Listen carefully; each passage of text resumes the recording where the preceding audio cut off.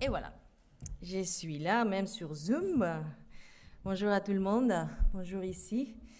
Ça fait plaisir de revenir en physique à l'église. Je vais commencer par prier. Merci notre Père pour ce temps que tu nous accordes d'être ensemble, de méditer ensemble autour de ta parole. Je te demande, Seigneur, que tu nous bénisses, que tu ouvres nos oreilles pour que chacun et chacune puisse recevoir ce dont lui ou elle a besoin. Et ouvre ma bouche pour que ma bouche soit toi, bouche, Seigneur. Je demande ça au nom de Jésus. Amen. Alors, je vais commencer par une question. Quelle est cette ville qu'on voit là? Vite fait, quelqu'un a dit Jérusalem, je crois que c'est Janine. Ouais, c'est Jérusalem. Ma prédication aujourd'hui commence à Jérusalem. J'y suis allée l'été de 1996. Peut-être vous n'étiez pas encore nés, mais moi oui. À l'époque, moi j'étudiais hébreu à Barcelone, dans ma ville, et j'ai eu droit à une bourse pour aller faire un intensif d'hébreu à l'université hébreu de Jérusalem. Et j'y ai passé des mois. Du coup, j'ai pris l'avion à Barcelone. J'ai fait Barcelone-Rome, Rome-Tel Aviv. Et quand j'arrive à l'aéroport de Tel Aviv, je prends un taxi collectif. Je ne sais pas, j'imagine ils sont toujours là encore. Je ne sais pas, oui. C'était une voiture 9 places. Et je rentre dans les taxis qui fait la navette aéroport Jérusalem. Et je suis épanouie, ravie, ruisselante. Je suis en Israël. Comme c'est beau. Je vois rien, mais c'est déjà tout très beau. Oh, je suis très émue. Oh là là, et la taxi avance. Et du coup, on arrive à Jérusalem et on enfile à une grande avenue et les taxis s'arrêtent à un feu rouge. Et je regarde par la fenêtre. C'est quoi ça? Du coup, je vois un groupe d'hommes, mais nombreux, tous habillés en noir, qui vient vers nous, des juifs ultra-orthodoxes, avec une tête de « je suis pas content, mais vraiment pas du tout content ». Il vient vers mon taxi. Bon. Je regarde par la droite et je vois un groupe de soldats israéliens. Mais soldats, hein, pas policiers. Soldats, uniformes de camouflage, mitraillettes au dos, qui courent vers mon taxi. Non, mais pardon, mais... Alors, une fraction de seconde, je me suis demandé, mais qu'est-ce que je fais là? Mais je n'ai pas pu répondre, parce qu'avant de pouvoir répondre, les juifs ultra-orthodoxes étaient arrivés. Alors, ils frappaient les taxis, ils hurlaient, et ils ont réussi à soulever un peu les taxis. Et moi, je suis dedans, vous comprenez? Oh là là! Mais, les soldats israéliens, l'armée israélienne, c'est une des plus efficaces du monde. Hein. Ils sont vite arrivés, ils ont remis les taxis sur les roues, et juste à ce moment-là, le feu rouge est passé à vert. Et les chauffeurs, il est parti, les amis, comme si c'était les débuts d'une course de Formule 1. On a filé là. Et voilà, c'était mon arrivée en Israël. Hein. Sympa, hein. J'ai jamais oublié. Comment oublier ces moments-là? Et alors, j'ai encore une autre question pour vous. Quelqu'un saurait me dire pourquoi ces hommes étaient tellement énervés? Qu'est-ce qui s'est passé? Exactement. Parce que c'était les Shabbats. Et aujourd'hui, c'est par là, on va parler de... pardon. Pardon. Je pensais que je devais faire ça vers le projecteur, mais non, c'est comme ça? Non. Ah oui. La prédication aujourd'hui s'appelle « Les Shabbats, un jour saint pour nous ». Je vais parler du Shabbat. Qu'est-ce que dit l'Ancien Testament? Qu'est-ce que dit le Nouveau Testament? Et quel intérêt pour nous aujourd'hui? Mais avant tout, qu'est-ce que c'est les Shabbats? Bon, dans notre tête, on dirait que c'est les jours de repos des Juifs. Beaucoup de Juifs nous diraient que les Shabbats, c'est la plus grande contribution du judaïsme à l'humanité. Non, vraiment, vous allez voir. Il faut penser que dans l'Antiquité, le fait de travailler 6 jours et s'arrêter les 7e, c'est un fait inouï, jamais vu. On travaillait tout le temps, tous les jours, jusqu'à qu'on crevait. Voilà, on mourait et point. Du coup, l'idée du Shabbat a été une idée révolutionnaire à l'époque. Quand la culture grecque et la culture romaine sont entrées en contact avec les Juifs, ils se sont moqués. Vous retrouvez des citations chez Hérodote, Tacite, Sénèque, Juvénal, allez voir. Qu'est-ce qu'ils disent? Ils accusent les Juifs des fainéants. Ils accusent les Juifs d'indolence, de gaspillage du temps. Je me demande, qu'est-ce qu'il dirait aujourd'hui, Hérodote, Tacite, Sénèque, Juvénal, s'il levait la tête et apprenait que la France a légiféré en faveur d'une semaine de 35 heures, hein? Un peu choqué, il serait. Petite parenthèse historique, en fait, les Juifs gardent les Shabbats depuis la nuit du temps, vous allez voir. La France n'a reconnu le jour hebdomadaire de repos pour ce travailleur qu'en 1906. Mais retournons à nos moutons, allons au texte biblique. On va parcourir quelques textes de l'Ancien et du Nouveau Testament parce que les Shabbats traversent toute l'histoire du salut. Il apparaît déjà à la création. Et là, est-ce que je vais y arriver? Voilà. J'ai mis les textes de Genèse 2, versets 2 et 3. Je lis. Le 7e jour, Dieu avait achevé tout ce qu'il avait créé. Alors il se reposa en ce jour-là de toutes les œuvres qu'il avait accomplies. Il bénit le 7e jour. Il en fit un jour saint, car en ce jour-là, il se reposa de toute l'œuvre de création qu'il avait accomplie. Du coup, vous voyez, les Shabbats est même antérieur au don de la Torah. Parfois, dans notre tête, on dit les Shabbats, c'est la loi. Non, c'est antérieur, c'est depuis la création. Et c'est, tout curieusement, je dis, la première chose que Dieu considère saint. Saint, il faut dire dans le sens de séparé, mis à côté, réservé, mis à part. Les peuples de l'Antiquité, normalement, nomment saint quoi? Un fleuve, une montagne, voilà. Dieu nomme saint un espace de temps. Curieux.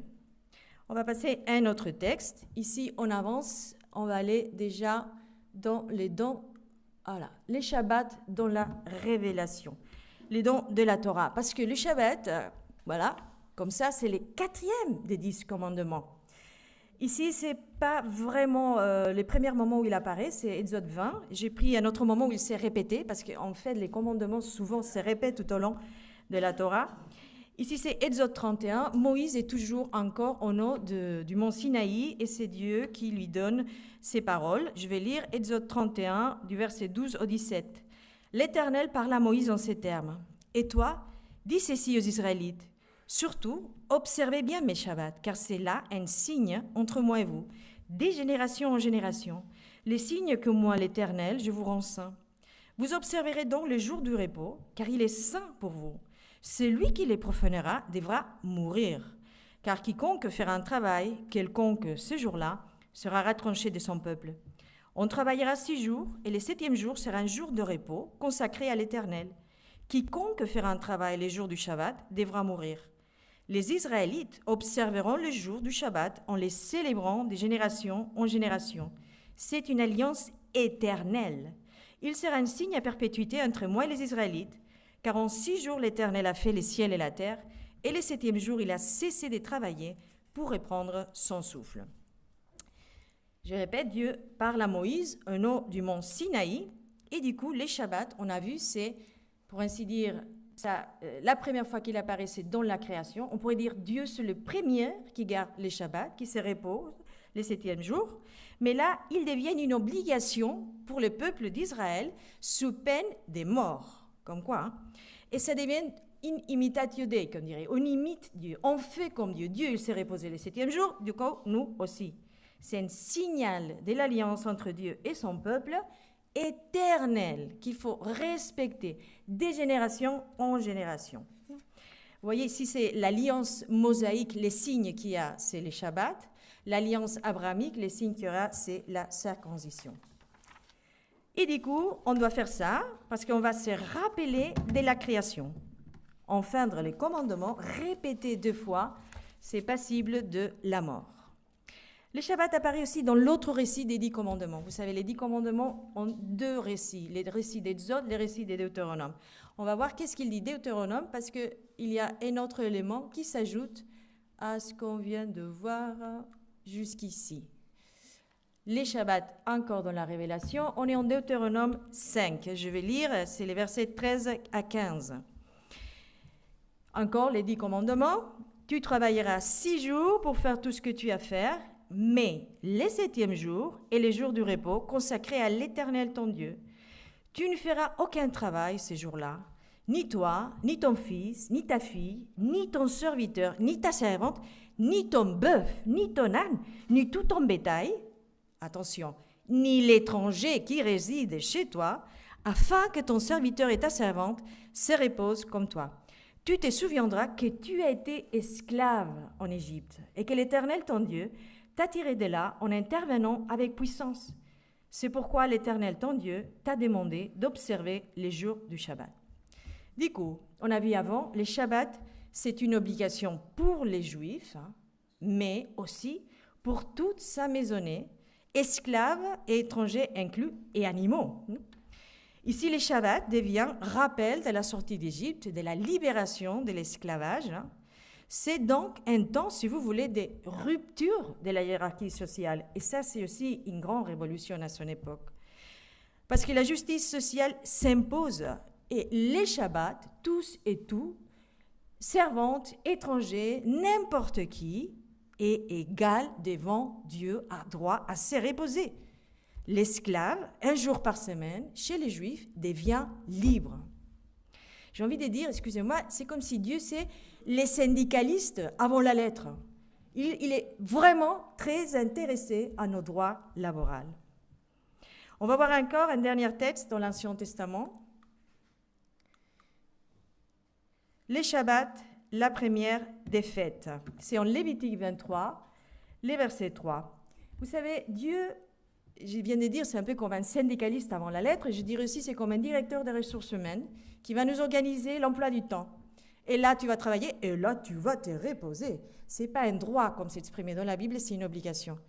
La semaine s'organise comme ça, mais l'année aussi, il y a 7 jours solennels, dont la première, c'est la fête du Shabbat. Je lis verset 3. « Durant 6 jours, on fera son travail, mais le 7e jour est un Shabbat, un jour de repos. Il y aura une assemblée cultuelle, et vous ne ferez aucun travail ces jours-là. C'est un Shabbat en honneur de l'Éternel, partout où vous habiterez. » Pour faire un peu le point et résumer jusqu'ici, on a appris que le Shabbat, c'est un jour saint, dans le sens de mis à côté, réservé, pas comme les autres jours de la semaine, où le peuple d'Israël doit se souvenir de la création, ainsi que de la sortie d'Égypte, de la libération de l'esclavage, et doit faire ainsi génération après génération jusqu'à la fin du temps, éternellement, parce que c'est un signe de l'alliance avec Dieu. En ces jours saints, aucune personne ne doit travailler, et encore, tout le monde, on apprend ici, doit se rendre à l'assemblée cultuelle. Les Shabbats n'est pas, comme peut-être on pourrait imaginer dans notre tête, un jour d'inaction, de congé, de chômage. C'est un jour avec des contenus positifs et actifs qui visent l'élévation spirituelle. Et c'est ça qu'on va voir aujourd'hui. Mais allons peu à peu avoir tous ces concepts qu'on vient de dénicher du texte. Pourquoi se souvenir de la création? Bon, c'est pour éviter l'idolâtrie des choses, du matériel, pour remettre les choses, l'espace, à sa juste place. Tout a été créé par Dieu. On le sait, on l'a pas lu, mais on connaît les récits en Genèse 1. Les astres, les animaux, les cieux, tout, la terre, tout ce qu'il y a sur la terre. Et le matériel n'est pas une finalité en soi, mais un moyen. Les hommes et les femmes, nous avons 6 jours pour intervenir comme Dieu dans la création, pour faire tout ce qu'il faut faire, pour les obligations, pour s'occuper des choses dont on a besoin, pour pouvoir à nos besoins, pour s'occuper de notre corps, de tout ce qui est lié à la réalité physique et matérielle. Mais, un jour par semaine, on est obligé à se reposer comme Dieu et laisser de côté la création pour se concentrer sur le Créateur. Oublier le matériel, quoi qu'il arrive, et se concentrer sur le spirituel. De tout cela, je découle que Dieu, en regardant ces textes-là, semble plus intéressé sur comment on gère le temps que comment on gère l'espace, quoique les deux soient étroitement liés. Il y a un penseur juif du XXe siècle, un des grands penseurs, sinon les plus grands, un théologien, un rabbin, un philosophe qui s'appelait, il est décédé, Abraham Heschel, qui disait que les chrétiens, nous, tout au long de l'histoire, on s'était investis surtout dans l'espace. Et c'est pour ça que les grands symboles classiques, typiques, paradigmatiques des chrétiens, c'est les cathédrales, non, les grands bâtiments. Tandis que les juifs, de leur côté, ils s'étaient investis dans les temps. Et leur cathédrale, selon lui, c'est les Shabbats, qu'ils construisent chaque samedi et qu'ils détruisent, qu'ils les font, parce que c'est les temps saints que Dieu attend de nous, entre guillemets. Non? En tout cas, les Shabbats est créé pour lutter contre deux tendances aînées dans l'homme et la femme, deux penchants mauvais. D'un côté, l'idolâtrie du monde, on vient de le voir, non? Adorer la création, tout ce qu'on crée, tout ce qu'on fait de lundi à vendredi, tout ce qu'on est là, au lieu du Créateur. Adorer les choses, la possession, les matériels, l'argent, tout ce que vous pouvez associer à cette réalité. Et les Shabbats aussi luttent contre une autre idolâtrie, un autre penchant mauvais qu'on a dans nous, et c'est l'idolâtrie de l'homme qui croit pouvoir vivre sans Dieu et encore pire, contre Dieu.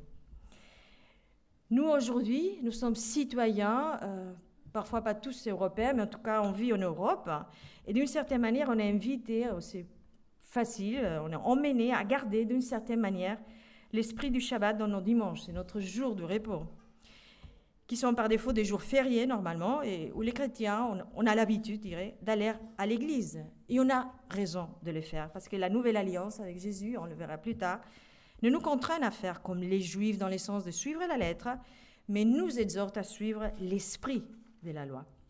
Et je viens de mentionner, Jésus dit qu'on va passer déjà un texte du Nouveau Testament pour voir qu'est-ce qu'elle nous apporte. Jésus et les Shabbats.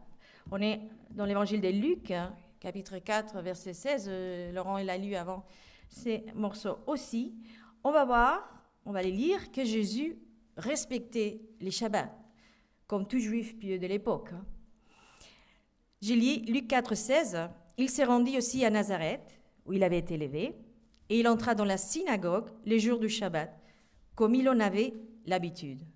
Il se leva pour faire la lecture biblique. C'est-à-dire, Jésus est en train d'accomplir la loi de Lévitique 23, 3 qu'on vient de lire avant. Les jours du repos, tu iras à l'assemblée cultuelle. Et c'est dit dans les textes comme il en avait l'habitude. Et pourtant, vous me direz, mais attends, Jésus discute avec les pharisiens, je ne sais pas combien de fois, mais plusieurs reprises, au sujet du Shabbat. Oui. Mais est-ce qu'il les fait dans le sens de s'il fallait ou non les respecter? Non, on n'a pas le temps ni l'occasion là de revoir tous ces textes, mais je vous exhorte d'y aller et de les lire. Il discute toujours au sujet de l'interprétation restrictive que cette secte des pharisiens et des scribes faisait du Shabbat. Et Jésus s'est fait gronder, c'est vrai, jusqu'à 7 fois, parce qu'il guérit des personnes en Shabbat. Ce qui, en fait, ce n'est pas interdit par la loi. En fait, le Talmud, qui est la tradition juive orale, reconnaît depuis l'Antiquité que la sauvegarde de la vie est au-delà du respect du Shabbat. Et encore plus, la sauvegarde de la vie est au-delà du respect du sabbat et de la Torah. C'est-à-dire, toute la loi est en suspens s'il y a une vie en danger. Il faut sauver la vie. Et pourquoi? Parce que Dieu, c'est qui? Exode 3,14, c'est lui qui est, c'est lui qui était, c'est lui qui sera. Dieu, c'est la vie. La vie est le plus sacrée qu'on a. C'est pas possible.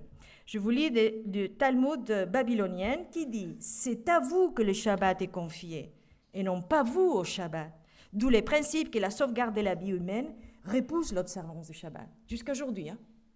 Depuis là, jusqu'à aujourd'hui, c'est toujours chez les Juifs comme ça. En fait, Jésus, il annule pas les Shabbats. Il se présente comme les maîtres du Shabbat. Et encore plus, comme les Shabbats lui-même. On a vu plusieurs fois ça. L'Ancien Testament nous montre comme une ombre de ce qui va venir, une préfiguration. Imaginons que Jésus est de l'autre côté de la porte de la cuisine. On ne le voit pas. Et il y a une grande lumière qui projette son ombre là sur les sols de l'église, de la salle de culte. Et on peut voir un peu, mais on entrevoit, on ne voit pas clairement. L'arrivée de Jésus, qui est la réalité, c'est les Shabbats de cette personne, on dirait, nous permet alors de connaître d'une autre manière. Non? Jésus nous invite à se reposer les jours de repos, comme il faisait, mais encore mieux, il nous invite à nous reposer dans les bras de celui qui est le maître du Shabbat, c'est-à-dire lui-même. Et ça, on le retrouve en Matthieu 11, 28. Jésus est les Shabbats.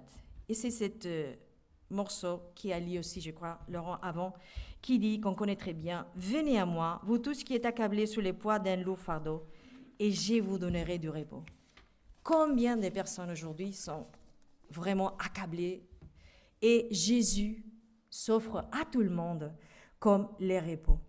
Jésus parle, en faisant aussi les liens entre l'Ancien et le Nouveau Testament. Il y a les repos physiques qui ne s'annulent pas parce qu'on est dans la Nouvelle Alliance, qui est toujours valable.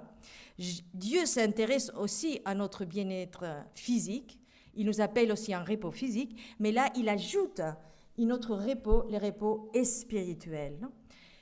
Dieu le Père, il sauve le peuple d'Israël, il les libère de l'esclavage physique. Jésus, grâce à son sacrifice à la croix, le sang versé, il s'offre comme sacrifice pour nous. Et du coup, on a été pardonné grâce à son sacrifice et on peut avoir un repos spirituel. J'insiste, Jésus ne prétend pas changer la Torah, mais changer le cœur des hommes qu'il avait rétréci. Jésus ne veut pas refuser les Shabbats, mais au contraire les faire éclore. Peut-être aujourd'hui, je ne sais pas quel regard vous portez là-dessus, mais ça peut être que nous regardons les Shabbats qui gardent les Juifs surtout les plus orthodoxes, comme une chose folklorique, et on se moque. Moi-même, j'aurais pu dire les jours où je suis arrivée en Israël, mais qu'est-ce qu'ils font ces types-là? Parce que, voilà, il faut le dire. Dieu dit, tu ne vas pas travailler, mais attention, qu'est-ce que ça veut dire travailler? Parce que la Bible, ce n'est pas un code de droit laboral. Qu'est-ce que ça veut dire travailler? Et du coup, les Juifs se sont mis à penser, depuis la nuit des temps, qu'est-ce que c'est travailler, qu'est-ce que c'est pas travailler? Bon, je ne vais pas raconter comment ils sont arrivés à développer une liste de choses interdites à faire, qui fait qu'aujourd'hui, par exemple, si tu es un Juif orthodoxe, tu ne peux pas sonner à l'interphone de chez toi les jours du sabbat, parce que voilà, non? Je ne vais pas vous raconter pourquoi, mais c'est vrai qu'on peut regarder tout ça et se dire, comme les Grecs et les Romains de l'époque, mais qu'est-ce qu'ils font ces gens-là? C'est un peu toc-toc, non? Mais on va faire d'une autre manière. Au lieu de regarder comme ils ont fait les Romains et les Grecs de l'extérieur, avec un air un peu moqueur, et surtout viser sur les prohibitions, qui sont les choses les plus folkloriques, qui se voient plus clairement, on va rentrer dans l'essence du Shabbat. On va les regarder dès l'intérieur. Qu'est-ce qu'il dit la tradition juive? C'est clair, c'est facile à voir, tout ce qui s'est interdit à faire, conduire, et c'est pour ça qu'on s'est fait agresser les jours que je suis arrivée. Mais toute cette prohibition, toute cette exhortation de Dieu, à quoi bon? Pourquoi? Qu'est-ce qu'il y a derrière tout ça? Alors je vais vous inviter à rentrer dans l'essence du Shabbat, les regarder de l'intérieur, dans le judaïsme, et à partir des 3 mots-clés, idées force, que je vais un peu tourner autour. Le premier mot, évidemment, c'est repos. Et ça fait du bien les mots déjà, les dire, non? Repos, par opposition au travail. Repos, ça se dit en hébreu, menouah. Mais les repos, dans le sens du Shabbat, c'est pas seulement une pause pour reprendre l'élan, et là, on recommence. J'ai déjà dit, je crois, l'idée, c'est une pause active. Et surtout, il faut s'arrêter de s'éparpiller dans tous les sens. Ce qu'on fait normalement de lundi à vendredi, dans une vie, voilà, personne normale qui travaille de lundi à vendredi, où on a plein de choses à gérer, plein de, je sais pas, des rendez-vous, des choses à s'en occuper, non? On arrête de s'éparpiller dans tous les sens pour se concentrer déjà sur sa vie spirituelle. 6 jours par semaine, on essaye de conquérir le monde, de pouvoir à tout ce dont on a besoin, à répondre à toutes les sollicitations. Les 7e, c'est pour essayer de se conquérir soi-même, de faire silence, de faire pause. C'est une occasion, par exemple, de faire bilan de la semaine par rapport à la loi. Qu'est-ce que je fais de bien, qu'est-ce que je fais de mal, non? Pour faire repentance si besoin, non, devant le Seigneur. Une deuxième idée, je vais revenir après encore un peu plus, mais c'est les repas en famille par opposition à la vie laborale. Non? De lundi à vendredi, je dirais traditionnellement, on est à l'extérieur de la maison, en train de faire plein de choses pour gagner le pain qu'il faut faire, bien sûr. Et du coup, après, voilà, on arrive et hop, on est à la maison. Shabbat, ça vient de l'idée de s'asseoir, de s'arrêter et de rester à la maison avec la famille. Parce que la famille, c'est une bénédiction. Non, oui. Dans les familles plus traditionnelles, les gens se font beaux, s'habillent avec les meilleurs vêtements. Nous, on a changé, non? Et nous, maintenant, les gens s'habillent pour aller travailler, mais on ne s'habille pas pour rester à la maison avec la famille. On s'habille comme si on allait recevoir un grand invité. Les invités, c'est nous-mêmes. Surprise! On concocte les meilleurs plats. Les mots-clés qui est caché en fait derrière cette famille villaborale, c'est la joie. La joie, c'est les mots qui décrivent mieux les jours du Shabbat. Et j'ai pas mis les textes pour pas... Mais vous allez trouver ça en Ésaïe 58, verset 13, 14, non, où c'est, je ne vais pas les lire aussi pour pas m'allonger trop, mais où il dit qu'il faut vivre les Shabbats comme un temps des délices. Et si tu respectes les Shabbats, tu trouveras ta joie en l'Éternel. Le Shabbat n'est pas une parenthèse nécessaire pour reprendre l'élan et hop, c'est reparti la semaine, lundi à vendredi, où c'est la vraie vie, où on est vraiment ce qu'on est, où les autres reconnaissent ce qu'on fait. On construit le monde, on sauve l'humanité, on fait plein de choses de lundi à vendredi. Non, c'est un jour pour se souvenir qu'on n'est plus esclave du travail. Il faut s'arrêter comme si le travail était fini. Et ça, par exemple, imaginez un juif qui a un commerce. Et il sait que les samedis, c'est les jours, et qui habite en Europe, c'est les jours des courses. Il doit fermer. Il sait qu'il va perdre de l'argent. Il sait qu'il ne va pas faire du business. Mais il ne faut pas ouvrir. Et qu'est-ce que ça veut dire? C'est une manière de faire confiance à Dieu. Ta bénédiction, ton pouvoir, ce n'est pas seulement qui vient de ton énergie, de tout faire, de tout le temps. Tu dois confier que Dieu va pouvoir pour toi et tu vas t'arrêter les Shabbats. La famille, je l'ai dit, là, ça fait un moment, c'est une bénédiction. Regardez dans la Genèse, chapitre 1, Dieu crée, il crée, et j'aime bien ses côtés artistiques qu'il regarde. C'est bon, c'est bon. Donc il dit, c'est bon, c'est bon. Du coup, il y a l'homme, il voit que l'homme est tout seul, et qu'est-ce qu'il dit? C'est pas bon que l'homme soit tout seul. Et du coup, il y a la femme qui arrive pour qu'il ne soit pas toute seule. La famille, telle que Dieu la conçoit, un homme et une femme en relation maritale pour la procréation, c'est les cadeaux à vivre et à célébrer les jours du Shabbat. C'est les jours où les pères bénissent chaque enfant à voix haute devant tous les membres de la famille en récitant la bénédiction aaronique. Et vous me direz, oh, mais c'est quoi la bénédiction aaronique? La bénédiction aaronique, soudain, très curieusement, cette année 2020 est très répandue et tout le monde l'a entendu. Je suis sûre que tout le monde ici presque l'a entendu parce que c'est ce chant qui est devenu très connu, de Blessing, qui a été traduit à toutes les langues du monde. Ces gens ont pris la bénédiction aaronique que vous trouverez dans les livres de Nombre, chapitre 6, si je ne me trompe pas. C'est quand la dernière fois que nous avons béni avec nos enfants, que nous les avons vus comme des cadeaux. Si vous lisez la Bible, vous aurez vu combien de fois une femme est stérile, âgée, elle est émerveillée qu'elle peut concevoir et avoir un enfant. Un enfant, c'est une grande bénédiction. C'est les jours, les Shabbats, où ensemble, en famille, on lit dans Proverbe 31, cette partie que c'est la louange de la femme vaillante. C'est quand la dernière fois qu'en famille, on a remercié et valorisé les tâches que souvent fait encore aujourd'hui dans notre culture la femme. Mais je ne veux pas faire une marque de... Peut-être chez vous, c'est l'homme, ou c'est partagé l'homme et la femme. Bon, la personne qui s'occupe de la famille. Vous voyez, il met en valeur des choses que le monde n'apprécie pas, ne valorise pas. Va rien te donner là-dessus, surtout pas d'argent.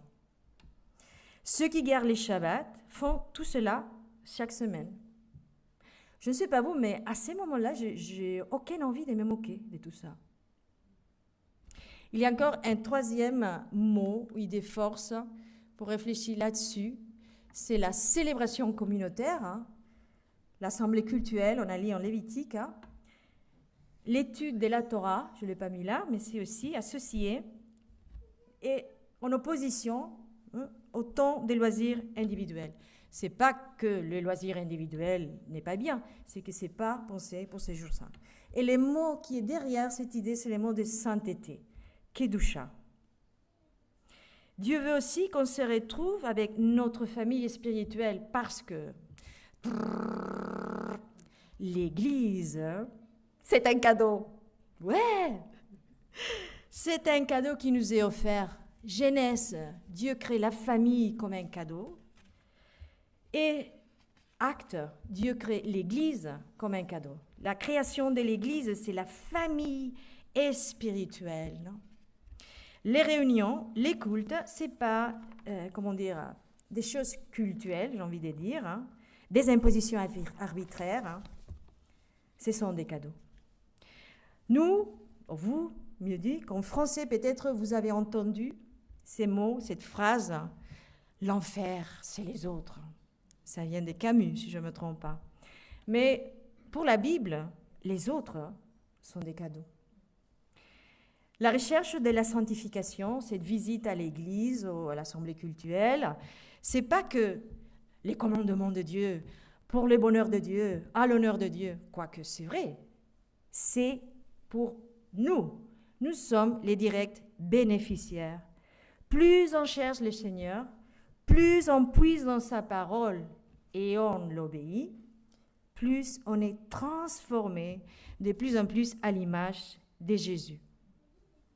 Le monde affirme parfois que la terre est notre mère. Je ne sais pas si vous avez entendu ça. C'est surtout une idée qui vient de culture amérindienne.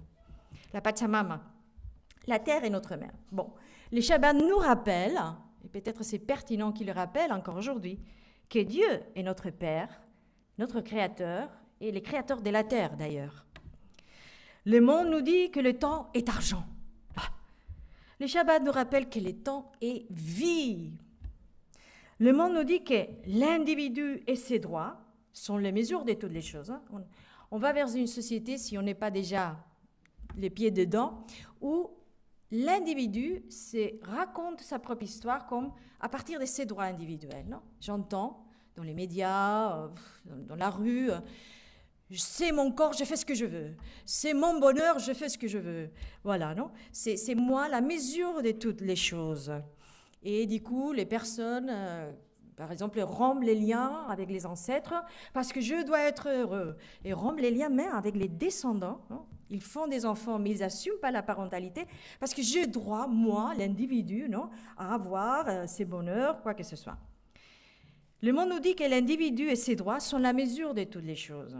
Les Shabbats nous rappellent que la famille et l'Église sont les communautés de vie que Dieu nous offre comme des cadeaux, où Dieu nous a plantés pour nous faire fructifier si on obéit à sa parole.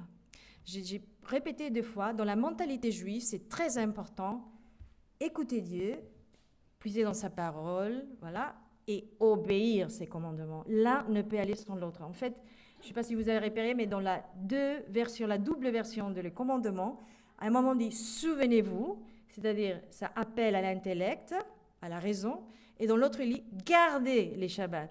Et c'est l'action et la pensée qui vont ensemble. On ne peut jamais les séparer. C'est pour ça que j'ai dit « si on obéit à sa parole ». Seulement parce qu'on est dans une famille, voilà, et on vient à l'église. Non, non, il faut obéir après de lundi à dimanche, toute la semaine. Et les Shabbats nous rappellent, dans une société qui met l'emphase sur les droits que chacun a, qu'il y a des devoirs à accomplir si on veut aimer Dieu. On retrouve ça dans 1 de Jean, chapitre 5, verset 3. Aimer Dieu, c'est quoi aimer Dieu? C'est accomplir ses commandements. Les Juifs devraient idéalement attendre toute la semaine l'arrivée des Shabbats, comme moi j'attendais l'arrivée en Israël, avec émotion, avec expectation, avec joie, parce que c'est les meilleurs jours de la semaine. Oh, finalement, on va se reposer, on va passer du temps en famille, on va manger des bons repas, on va étudier la parole de Dieu. C'est-à-dire, on va bien se nourrir physiquement, mais on va s'intéresser aussi à bien se nourrir et spirituellement. Et, soyez surpris, tout cela rend heureux. Les Shabbats donnent du sens à la semaine, c'est-à-dire on ne fait pas le repos pour pouvoir vivre notre vie de lundi à vendredi, sinon que les jours de la semaine, ils ont l'essence de pouvoir nous permettre de vivre les Shabbats, qui est, au point de vue biblique, les vrais jours, les meilleurs jours de la semaine. Et nous alors, quel rapport avons-nous avec les repos dans le sens de l'absence du travail, non? Est-ce que le travail nous définit tellement qu'on a dépourvu de sens à notre repos? Est-ce que nous sommes parce que nous gagnons de l'argent, et tant qu'on ne gagne pas de l'argent le week-end, voilà, ça n'a aucun sens? Est-ce que nous vivons tous les jours pareil? Ou encore pire, est-ce que les dimanches n'est pas un super jour, mais c'est horrible, vivement les lundis? Est-ce qu'on appréhende ce jour où horreur, on est seul avec la famille? Oh non! Heureusement qu'aujourd'hui, on peut s'échapper grâce à tous ces écrans qui nous entourent et Internet et faire voir qu'on est avec les autres, mais pas être là. En espagnol, on a un dicton. Alfred, tu vas les traduire si besoin. Cuerpo presente y alma ausente. Ça veut dire présent de corps, mais l'âme partie. Le titre de la prédication était Shabbat, un jour saint pour nous. Dieu a créé cette organisation du temps pour les Juifs, pour les chrétiens, et en fait, vous allez voir, pour tout le monde. La parole de Dieu invite tout le monde, qui qu'il soit, où qu'il soit, à respecter les Shabbats, et il y a des bénédictions associées à cela. Ce n'est pas une obligation, mais une invitation pour ceux qui seraient jaloux de ne pas pouvoir vivre l'expérience. On retrouve l'invitation, ça c'est chez Ésaïe, chapitre 56, et je vous ai mis versets 2, 6 et 7. Je lis. « Bienheureux sera l'homme qui agira ainsi. Heureux sera celui qui s'y appliquera, qui respectera les Shabbats. » Vous voyez, on peut le voir comme « Ah, mais pourquoi Dieu me demande ça ?» Écoute, pour que tu sois heureux. Je continue, pardon. « Et ne les profanera pas, et qui s'efforcera de ne faire aucun mal. » Vous voyez, Jésus, il dit, c'est pas que on ne doit pas faire des choses. Il élargit l'essence du Shabbat. C'est que si tu peux faire les biens, tu fais les biens, bien sûr. Et les derniers versets, regardez, parce que vous pourriez dire, ah, mais il dit bienheureux l'homme qui agira ainsi, peut-être dans la tête, on pourrait dire, il pense à l'homme juif.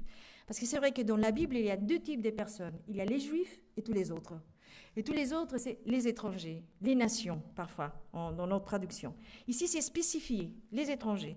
Et les étrangers qui s'attacheront à l'Éternel pour les servir et pour l'aimer, et pour être ses serviteurs, qui respecteront les Shabbats et ne les profaneront pas, et qui s'attacheront à mon alliance, je les ferai venir à ma montagne sainte, et je les réjouirai au temple où l'on me prie.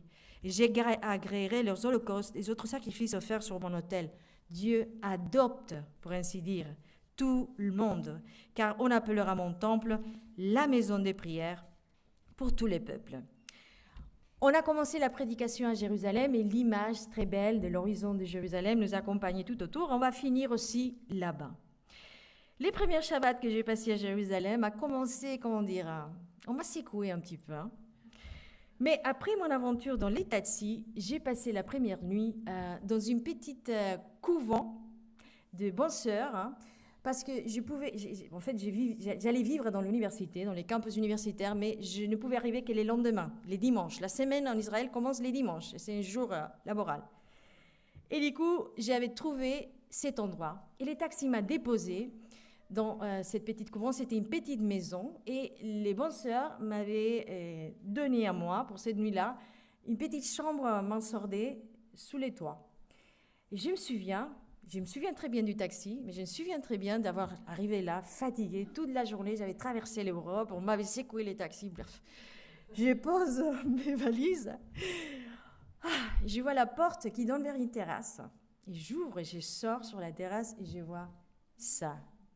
J'étais même plus près. Et waouh, j'ai les souvenirs tellement frais. C'est 1996. Je vis Jérusalem, toute belle, toute lumineuse. C'était les couchers du soleil. C'est les déserts, mais tu es près de la Méditerranée, parce qu'Israël, c'est tout petit, vous savez. Presque tu sentais la brise marine. Tu sentais les fruits, c'était l'été. Les gens dans la rue, c'est une ville méditerranéenne. Il y a des bruits, mais ce n'est pas bruyant. Doré, splendide, en paix à mes pieds, j'étais bouche bée. Et j'ai vécu à ces moments-là, je crois, d'une certaine manière, c'est que l'esprit du Shabbat veut faire, et tel que le raconte cet auteur que j'ai cité avant, Abraham Heschel. J'aime beaucoup, je vais finir avec une citation de lui. Il dit « Les Shabbats permettent d'entrer dans un royaume du temps où le but n'est pas d'avoir, mais d'être. Le but n'est pas de posséder, mais de donner. Le but n'est pas de contrôler, mais de partager. Le but n'est pas de dominer, mais d'être en harmonie. » Je vais prier. Merci Seigneur pour ce temps de partage, que j'ai pu aussi me souvenir, moi, de mon temps à Jérusalem, tellement beau Seigneur. Je te demande que tout ce qu'on a partagé, la parole qu'on a lue, ta parole Seigneur, que ça puisse faire fructifier quelque chose dans le cœur de toutes les personnes qui sont là et qui sont aussi sur Zoom, que ça puisse donner des fruits Seigneur. Et je te demande ça au nom de Jésus. Et je vais finir aussi avec la bénédiction aaronique.